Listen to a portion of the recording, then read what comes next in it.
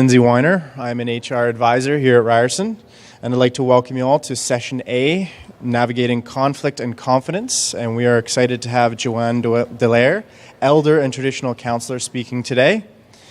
In today's session, Joanne will delve into the topic of tackling conflict and how to increase your confidence in doing so.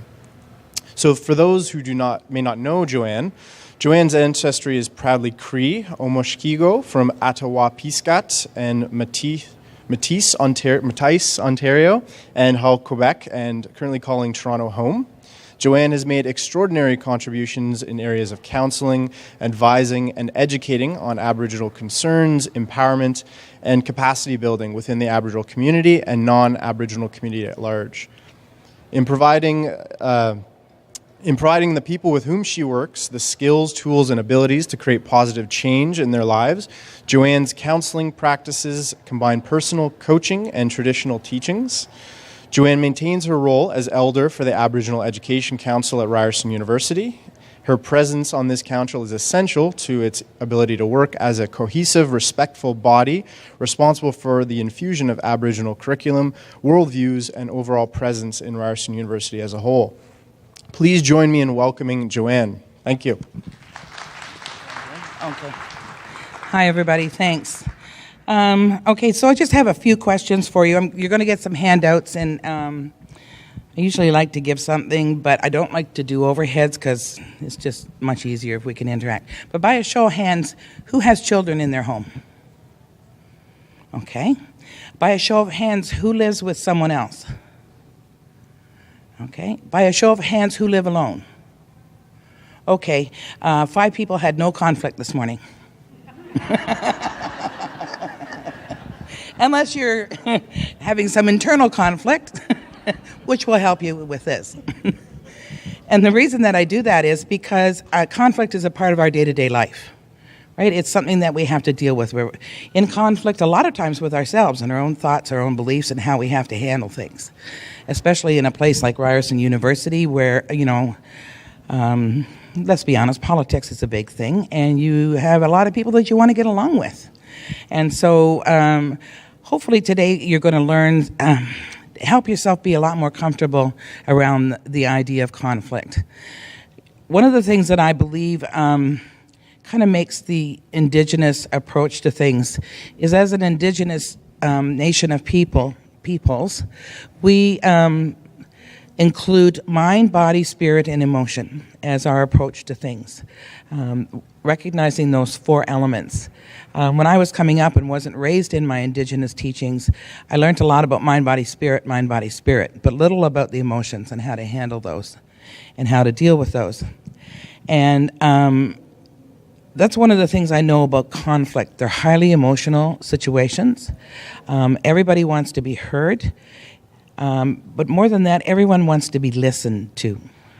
I think we get very good at hearing things, but lots of times I don't think we listen very well. And so being in the group of people who live with children, I live with my grandson and live with my daughter, we had a conflict this morning that kept progressing as I was driving here down the Don Valley. The conflict kept progressing, and I kept phoning and trying to make the conflict kind of level out. So I said, well, this is really good practice for my day-to-day. And I think we think that if we have conflict with somebody, we're doing something wrong. And that's a misnomer I'd like us to break right now. If you don't have conflict with people at certain times and points, then you're kind of emotionally flat and really not invested in things and not being yourself.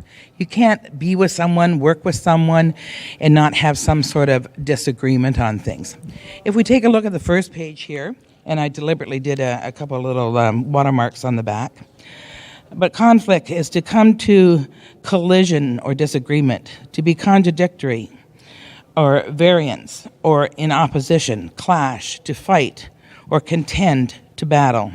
As a noun, to fight, battle, or struggle, especially a prolonged struggle, strife, controversy, quarrel, discord of action, feeling or effect, antagonism or opposition, as of the interests or principles, a striking together, collision, incompatibility or interference, as an idea, desire, event, or activity with another.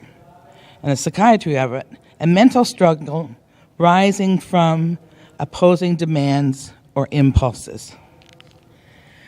One of the things that's very important when we come to work to recognize that the biggest thing we bring to work is our ego, our sense of pride, our sense of a job well done, our sense of wanting to do a job well, a sense of wanting to be respected by our peers and appreciated by our bosses. So when we come to work, it's highly charged for us. And if we put something forward and it's disagreed with, we tend to take that very personally. If we have a disagreement with someone in the office, if we were raised in a good way to do conflict resolution, then lots of times we'll approach that person and try to resolve it. Most times we don't do that. Most times we go silent. If you're in a staff meeting and somebody says something and you know it's like everybody kind of gets the wide-eyed look, takes a little bit of a breath and drops their head. And so there is a very powerful message in that. What do you think that message is saying? Shout out something. What do you think? Surrender, yeah. That this is uncomfortable, that we shouldn't be doing this. And so then the person who has spoken up or has maybe confronted or been confronted can do one of two things, can retreat or move forward, right? In your approach with people, you either step back or you move forward. And sometimes when we move forward, that means there might be a confrontation, that conflict might become open and public. And that tends to make everyone else in the room very uncomfortable. Because there is something subconscious that happens for us, and we automatically want to take sides. Who's right? Who's wrong? Should this be done? Should this not be done? And so we spend a lot of time in our mind deciding whether this is a good or bad event. These will be things that can tear a department apart if conflict isn't handled well. See, I believe that everybody comes to the workplace, as I said, wanting to be respected and believe that their contribution to the workplace is valid. I also think that when you have a disagreement with someone, that doesn't make it a bad thing. It makes it, you're telling the other person that you're really kind of emotionally invested in this. I think that's a really good thing. I think you should be coming to work and being emotionally invested. One of the things that we do in our department at RAS, which is quite different, I think, than other people do in their department, is when we have a staff meeting, we pass around a talking stick or a feather, and we share about kind of how we are, how we're feeling. That's very important when you come to the workplace, is to be able to have that safety, to be able to be yourself. I think that really shows up in a conflict. Because in a conflict, all of a sudden you've got two people who are thrown into this stuff, especially if it happens in a meeting with an audience. And so they tend to not say anything, and then they tend to go away, and they tend to, kind of smolder about it. What's usually the next step after that? Yes? I'm sorry? Yes. So you start finding your allies, right? Can you believe that? I mean, can you believe she had the nerve to say that, or he had the nerve to say that? I was so mad I didn't know what to say. And so we start talking about these uncomfortable emotional things in private and with other people. What happens is that can really divide a workplace. It can really make even the person that you're talking to about it uncomfortable, because they don't want to seem, maybe they disagree with you, but they don't want to be impolite, and so they're going to listen. We've learned an awful lot in Canada to be very polite, right? Canadians are known for saying, I'm sorry. And we say it over and over again, to the point of where it really doesn't mean a whole lot. And I don't think we are very upfront with how we're feeling, because we're afraid that we're going to be judged by that. And so we have to get more comfortable with that. We have to get more comfortable with saying how we feel. That's what we do at RAS really helps that. It helps us be comfortable with our feeling. We invite that feeling right into our workplace. So that if we have a conflict with each other, which we do, because if you're in a room with someone for any length of time, there's going to be some sort of conflict. It doesn't have to be major. I'm not talking about an all-out battle. But there's going to be some sort of conflict. Then we have the ability to talk about it. One of the other things I'd like you to understand about conflict is that it doesn't have to be settled. It's not a successful conflict if there's a nice resolution for it. What makes a successful conflict is that everybody gets a chance to be heard. Everyone gets a chance to express their feelings. Everyone feels that their point of view is valid. If you look down at confidence, I want to go on with this one too, so before I go to the next stuff. If you notice, there's a kitten here, or cat, looking in the mirror, and he sees a lion. And I think that's kind of important in a lot of ways. I think we really do see ourselves differently, or we think other people see ourselves differently. And this is, to me, is exactly what confidence is about knowing that you're a cat, but that you need the confidence of a lion. And so confidence really comes from a belief in self. It comes because in the grand scheme of things, what you think of me is none of my business. It really doesn't affect who I am. What I think of me is the most important opinion that I have. So what you think of you is the most important opinion you have. And if you think you're a fair person, if you think you're an honest, forthright person, then you're going to approach a conflict in that manner. So it's really important to know who you are. But confidence is a noun, full trust, belief in the powers, trustworthiness, and reliability of a person or thing.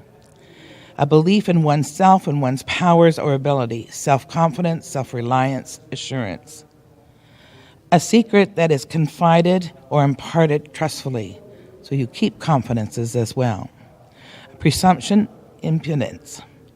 In confidence is a secret or a private matter, not to be divulged or communicated to others with belief in a person's sense of discretion. So having someone keep your confidence and having personal confidence, they're very important attributes to have. So one of the things that I think is important, and I kind of put my thoughts down onto paper. I'm not a big thing on paper. Being Indigenous, we have oral teachings. We're storytellers. That's how we learn from each other. That's why I didn't do a PowerPoint. I could have. I have lots of things on PowerPoint. But when you're talking about conflict and you're talking about confidentiality, you're talking about relationship. You're talking about a relationship with yourself and the relationship you're going to have with other people.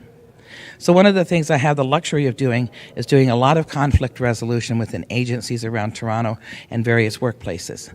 And I like to do that because I'm pretty good at conflict resolution, and I go in with it knowing that whatever the conflict is, whoever it's between, everybody has valid points. And the reason that they have valid points is because there's conflict. Both parties think they have something of equal value to put out.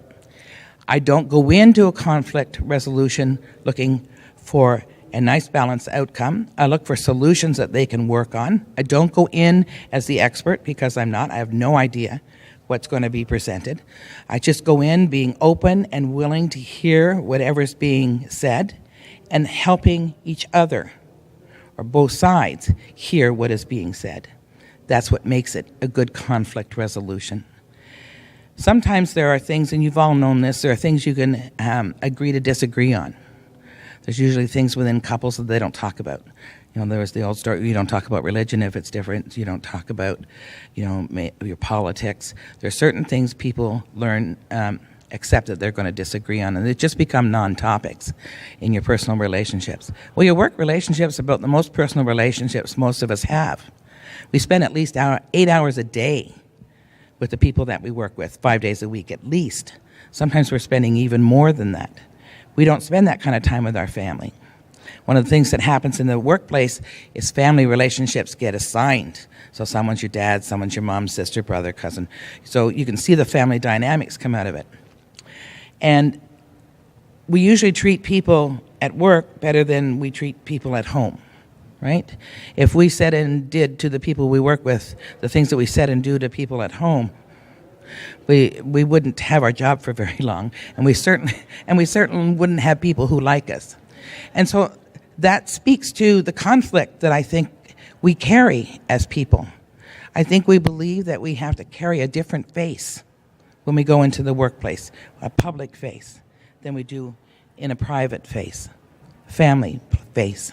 So I think we wind up having these two constructs. And the reality is, some really good questions you can ask yourself is, what kind of parent am I? What kind of friend am I? What kind of employee am I? A peer? What kind of boss am I? Because lots of times we're busy looking out there, right? Seeing what we need to, we don't do enough of this self-reflection. So in this second page, I'm just going to throw these out because I believe that they're paramount in any good conflict resolution. Everyone wants to be heard and listened to, often think that they are right. Some people love conflict. Some people are never going to want to resolve conflict. People sometimes only can speak when they're in conflict. And that comes from the fact that they were never allowed to have a voice when they were a child. And they, a lot of times, the only time they heard their parents speak about anything was when it was at the top of their voices. So they've learned that if they are in conflict, they're going to be heard. And there's lots of passion, lots of energy with conflict. Look for a good location when you want to solve a conflict. Sometimes you can have a sidebar with somebody and say, I really think we should talk about this. Really ask yourself, can this be resolved right now? And if it can't, don't try to. Take responsibility, have clean hands. One of my favorite prayers talks about clean hands. Clean hands means when you've done something wrong, as soon as you recognize it, try to make it right. Take responsibility if you've made a mistake. If you've gotten up and spent maybe 15 minutes awake, you've probably made at least one mistake. So it's part of our living, right, that we make mistakes, that we jump to conclusions, that we assume things. That's just part of it. What is your motive and intent? A really good question. What is your motive for wanting to talk to this person about something that you may be in conflict with? What is your intention? What do you hope the outcome is going to be on that? Be solution focused. A lot of the time we get caught up in the problem instead of the solution. So, whenever I've been a manager, I've always said to people, when you come to the staff meetings, it's a great place to put all the problems out on the table. That's what it's for. But you can't put a problem out with at least one viable solution attached to it, because otherwise you get stuck in the problem. So when you're going into conflict resolution, you have to have at least one solution in the back of your mind that you think might work. Be clear and treat others the way you want to be treated. We kind of alluded to that a little bit. Forgiveness of self and others. Sometimes we say things short, curt, dismissive, not because of that person, but because of what's going on for us. Lots of times, before I had a strong sense of who I was, I used to always look for other people to tell me if I was okay. So if they were friendly to me or nice to me, then I was okay. If they looked at me the wrong way and were short with me, I'd think, what did I do? Like, we tend to personalize our world, and I think we do it often too much. I think sometimes we have to I don't ever want to be remembered for my worst moment, for my worst day. And I think if we're pretty quick to judge, right? We're pretty quick to make snap decisions. We need to step back from that and offer people some grace. I would like to be offered some grace when I make a mistake, if I'm short. Also, for our own selves, is to take responsibility when you know you've done that. Every time you take responsibility, you increase your confidence level, because you're developing a sense of pride, a sense of you're treating others the way you want to be treated, a sense of fair play. Let's move through these because I'd like to field some questions. Take pride in being wrong. Most people are looking to be right. There's a great deal of pride in being wrong. I try to teach my grandson all the time that it's okay to be wrong, because 7.5-year-old little boys are extremely competitive, right? And so he's in a chess club, and he can't wait for chess club on Tuesday so he can beat the next person. And we can give him long lectures about why it's not important to win, and you have to fair play, and not everybody you can drone on with them. Or you can say, why is it important for you to win all the time? And learn to have those emotional conversations, because I like winning. Yeah, winning is fun. Is losing fun? No. But we all have to do that. So make sure that you're a good winner. So there's all kinds of ways to remind ourselves of our social responsibility or our personal responsibility to each other. And taking pride in not having all the answers. You know what? University teachers, people who are experts in their field feel they have to have all the answers. It's that pressure to perform all the time. You know, you can live to be 1,000,000 years old and you're not going to know everything. I don't care how the airport's built. I don't care how the planes are built. I don't care how they do the tarmac, get my luggage on there, make the tickets, get my food prepared. I don't care about any of that. I just want to be able to buy my ticket, get on the plane. So we're humbled by the things that we don't know. It helps us remember that in conflict, that person sitting across from you may have knowledge that you don't have, or you may have knowledge that they don't have. It's not a question of being better than, it's just a question of having information they don't have. That's why in Indigenous cultures we sit in circles. This is not the way I would like us to be set up. I would like us to be in a circle. Because in a circle, it says no one in front, no one behind, no one above, no one below. And every single person comes to the circle of life offering something of equal value. I just happen to be up here with the mic today, that's all. Any one of you could be up here sitting, sharing your experiences and teaching me something. I hope I'm teaching you a couple of things. Straight eyes. Straight eyes is part of that, one of my favorite prayers. Straight eyes means you can look someone in the eye because you're telling the truth. You're walking the truth. You're in your truth. Be supportive and generous of spirit. Be kind to someone else. You know, this little thing was going around Facebook. You know, we don't need to be as kind to people who are, I'm paraphrasing now, as people who are nice, as to those people who are nasty, because those are the people that need it the most. Usually if you think about your own behavior, if you're short, something's going on. Usually when we're okay and feeling okay, we're pretty friendly. We can be stressed and all of that kind of stuff. So be generous of spirit when you're dealing with other people. Allow room to disagree and have differences. Arguing is not always necessary. Boy, you got to learn to pick your battles, right? You got children, you learn that pretty quick. You got a partner, you learn that pretty quick. And certainly when you're at work, you're going to learn that. Some things don't matter. I've shut my mouth on something and, you know, eventually it come around and it got solved. If I'd have said something, it might have blown up. One of the things I've learned about myself is I don't speak when I'm angry. Because I can swear, I can be, you know, really confrontive. I've had to learn to taper that back. So when I'm really angry, I don't speak. That doesn't mean I won't address it. It doesn't mean that if I'm in a conflict resolution and I start getting angry again or the other person starts getting angry, one of the rules in doing a conflict resolution is if we start to get angry, we're going to stop and then revisit it again. So you got to know that about yourself.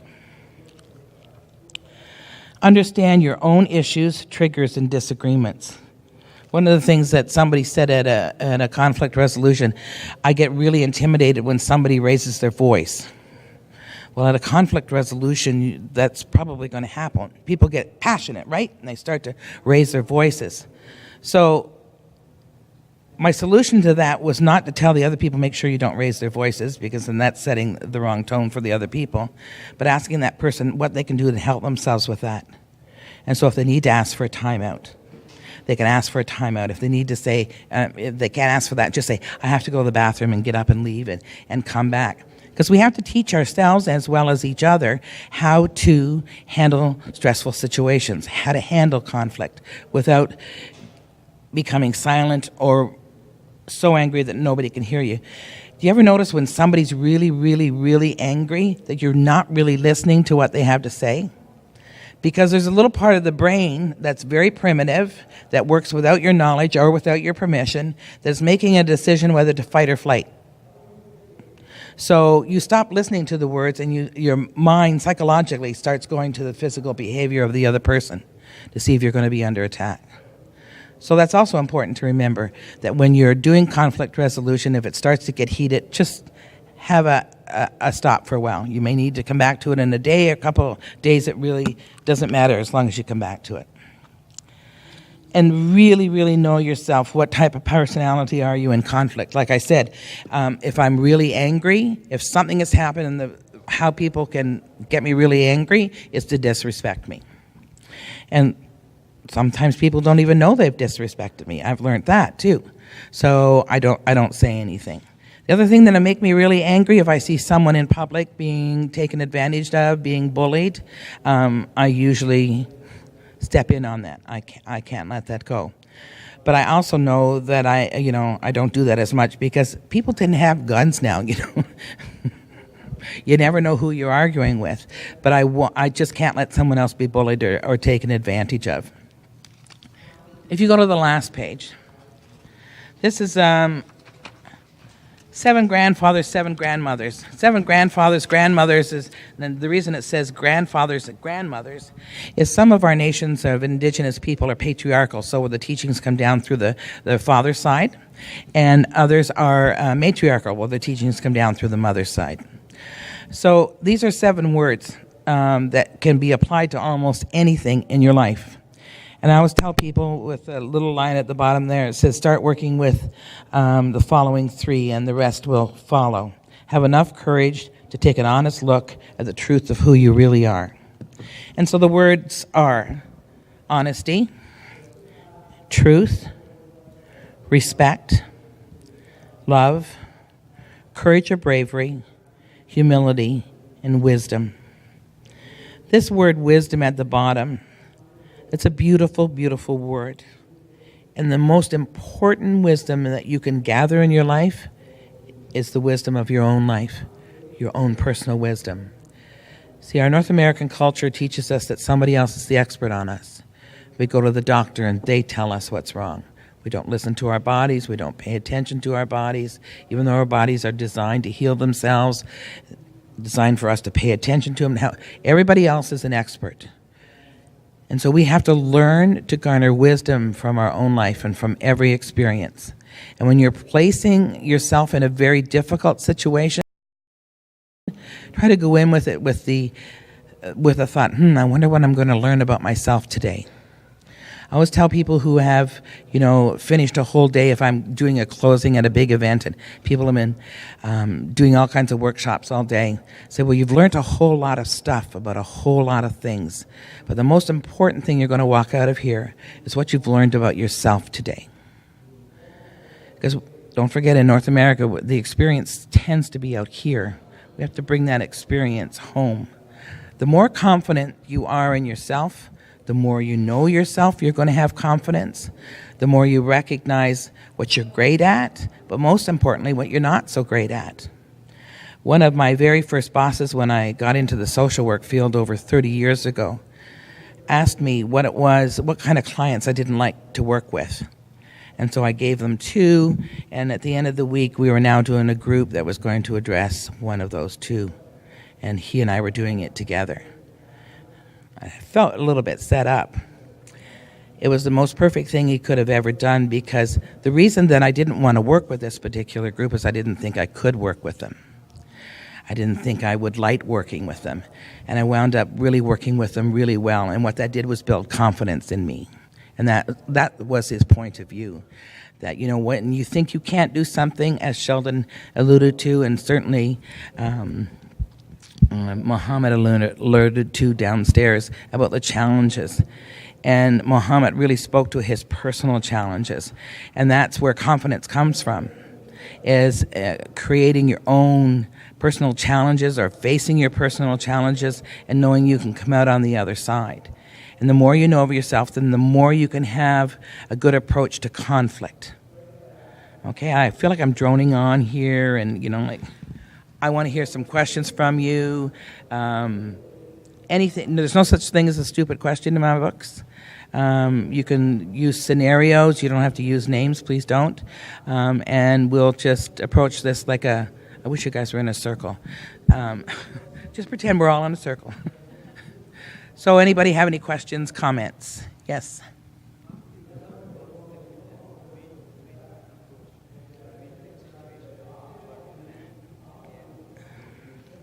Very good. He wants to know how we could approach a win-win with conflict resolution. I think that's really important, that both parties need to come out feeling like they've won something. That's why it's very important when you're going in to a conflict that you listen to each person's side or each group's side as to what the conflict is. So if, for example, can somebody give me an example? Throw an example out of work. Okay, I'll use my own. This morning, my daughter felt I stepped on her toes. And she's my daughter. She's 43, but she's still my kid. And she reminds me of it by behaving like a kid a lot. So when I phoned her this morning, on my way back to say, I'm really sorry, I stepped on your toes there, she went from being 43 to 6 and was screaming at me and crying on the phone. And I'm thinking, well, this didn't work out the way I thought it did. But what I did was listen. So what she was telling me, she was really stressed. And, she's got a lot going on at work right now. And so her, her performance anxiety is high. And what do? Like, I'm marching out this morning, on my high horse. I could hear the clippity-clop of it, after I heard myself. And I passed judgment on her. And so because I'm her mom, because we live together, I got the brunt of it. So, I said, she was going on, and she said, well, and I'm trying to listen. And my daughter has a very loud voice. I don't have to put her on speakerphone when I'm in the car. I can set the phone beside me on the car seat, not on speakerphone, and I can hear her. So I have it in my traditional purse here because I don't have a hands-free, and so I can hear her very well. And so we finished that conversation. I just said, well, okay, we're going to need to talk about this later because now I'm starting to get irritated, right? I'm thinking, I don't want to take this shit. I phone try and make this better. Now I have to sit around listening. This is what's going. I've stopped listening because she's hollering. I've got my own dialogue going on. So about 5 minutes later, and lots of traffic coming down the Don Valley, I thought, okay, I'm going in to do conflict resolution. I would like to have this conflict resolved before I go do that. So I phone her back again. Yes, is the answer I got. And I wanted to go click. And I just said, we need to talk about this later. Yes, we do. And I said, okay, so we can agree upon that? She said, yeah. She said, are you all right? And I said, yeah, I'm fine. She said, you got time before you get there? And I said, yeah. She said, okay, deep breathe. So she came out of herself and came into taking care of me. The reason that happened was because she knew we were going to talk about it later. And we do. We do that. We talk about things later. So it will get resolved tonight. But both of us came out of that conflict this morning being heard. With the win-win situation was that both of our stuff was going to be heard. And it doesn't matter tonight whether we agree at the end of it or not. What's important is that we hear. So I think sometimes a win-win situation is more in what we think winning is. Winning can be a compromise, an agreement that we've heard each other, and we're just going to let that sit. I think there's an awful lot of competition, and that's where the ego comes into play at work, about needing to win things instead of just, everybody got to hear themselves. Sometimes there's no resolution because there's just real disagreement. And I've said this often in training that I do. When you're in the workplace, you don't have to like the people that you work with. That's not a prerequisite. What you have to do is respect their position, respect that they're there, and respect that they're a human being. And treat others the way you want to be treated. Any other questions, comments? Yes?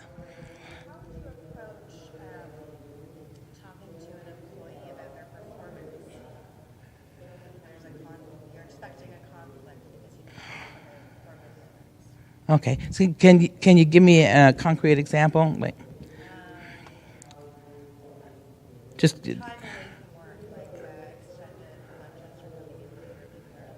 Okay.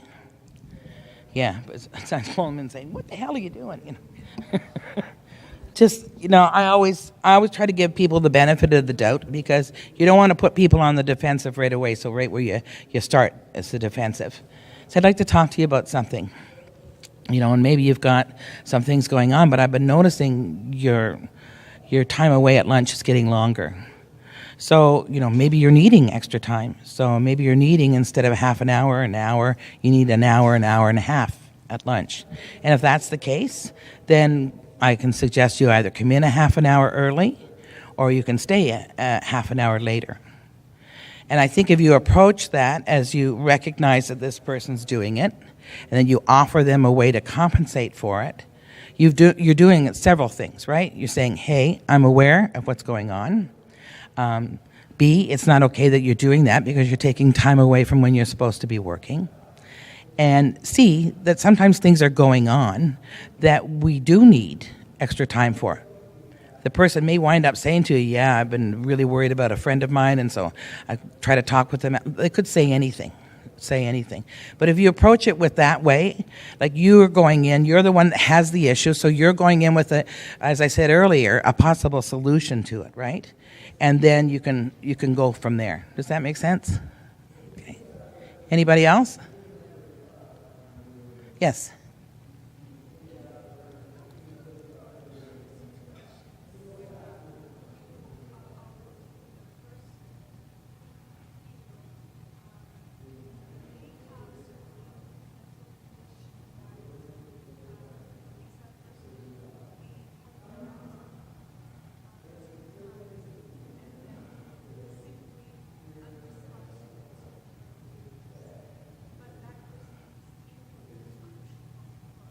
Right.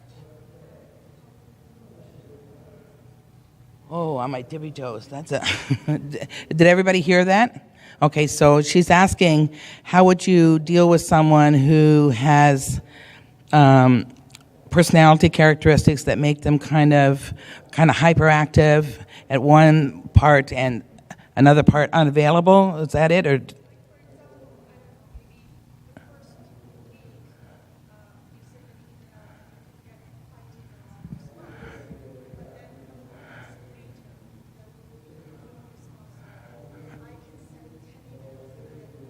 Okay. So one email sent to get 5 emails back, other emails sent, no response. So a real inconsistency with how they're. I think you go in with it as a question. Like I'm kind of confused. I just want to know. Like I sent you a bunch of emails, or I would suggest you do it in an email. Because if that's how the conversation has started, that's how you can continue it. I'm not sure. Is there a way I can prioritize emails for you? Because I noticed some emails you answer right away and others you haven't been answering. Is there anything I can do to assist that? It's really important when you have a conflict with someone that you're working with, you don't go in pointing the finger. You don't go in and confronting. You go in with a sense of confidence that you know there must be a reason, and you just don't know what it is. So you're asking them for that. Does that make sense? And if that doesn't work, then you can take it the next step further. Say, I'm not sure, I'm really confused here as to how to deal with this.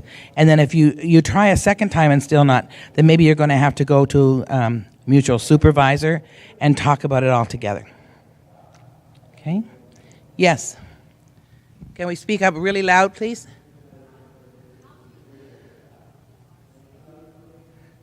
I can't hear. Yeah, thank you.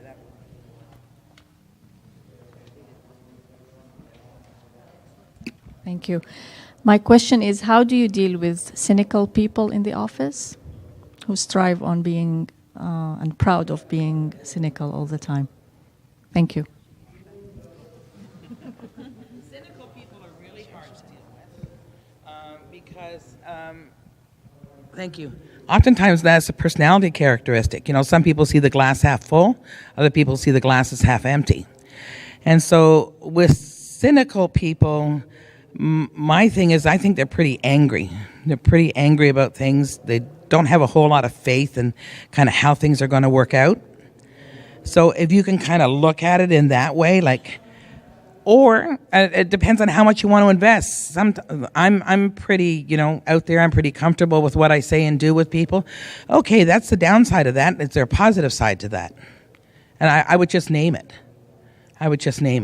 Because if you're, you can. It's kind of hard to go with that when I don't have a real solid example. I don't want you to give one because then you might give away who it is. But I worked with somebody who was always, things, the glass is always half empty. Oh yeah, well I've tried that before. I've been around the block enough times that nothing seems to work. And so I use that person as the expert on what doesn't work. Okay, so there's a whole lot of things that don't work. What do you think you could do that does work? Or you can say to the person, if you're working with them and they're always very negative, very cynical about things, you can say, wow, that must be really hard to be so cynical. They might not even know that they're cynical. I don't know. Without actual details, I can't give you real specifics, but I think it depends on your personality, how upfront you want to be and how much you want to say to them. And also knowing that basically you're not going to be able to change anybody else's personality. You can't change what other people do. You may have to change how you deal with them, because that's the only real power you have, is over how you deal with other people, how you deal with situations. How much time do I have left? Okay. 5 more minutes. Any other questions? Yes, sir.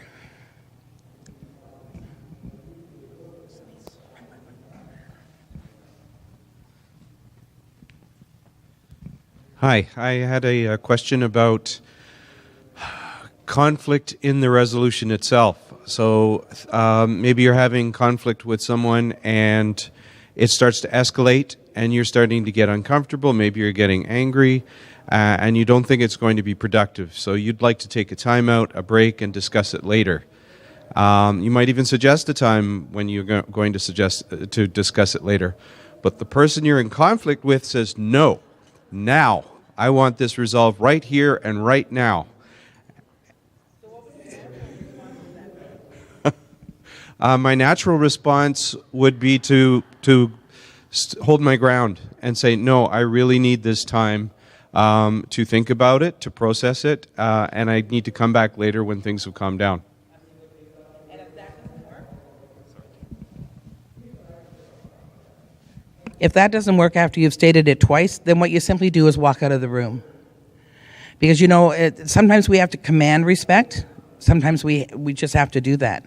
And if you know it's not going to work for you, it's not going to work. This other person may be much more comfortable with conflict or be much more aggressive. But I think you stand your ground. Third time you leave. You're welcome. Anyone else? Yes.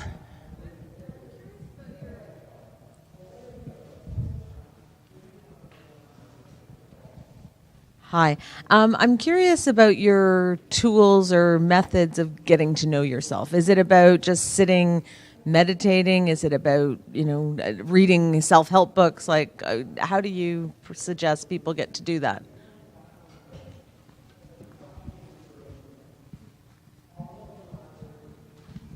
Yes to all of that.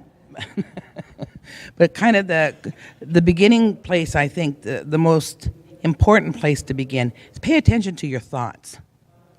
Pay attention to what you're thinking. Because we often think things that we don't say out loud, right? Pay attention to the negative chatter. Really find out what kind of personality you are. Take an honest look at yourself, like I said earlier about, I have to really remind myself, what kind of mother am I being? Because I'm living with my adult daughter and I'm living with my grandson. So I have those dual roles. Plus I'm a woman, plus my daughter's a woman. Plus I'm an only child, my daughter's an only child, my grandson's an only child. So we have 3 major egos in the house who think the world revolves around them. So I have to be very cognizant of my role in that. And so I do spend a fair amount of time checking myself on a regular basis when I'm in relationship, which is, I think, why when I'm done work, I just like to be by myself so I don't have to spend so much energy trying to figure out what I'm doing or what everybody else is doing, what I should or shouldn't be doing.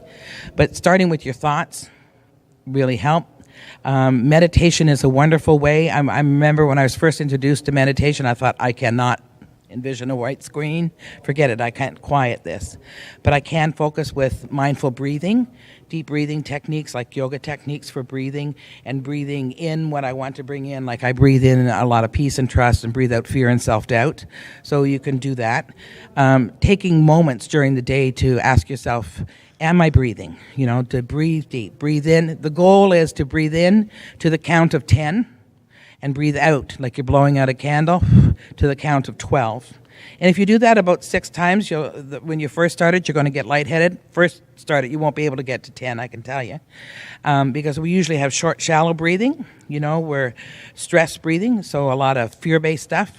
Like when you go up behind someone and go, boo, they go, so under stress, we hold our breath.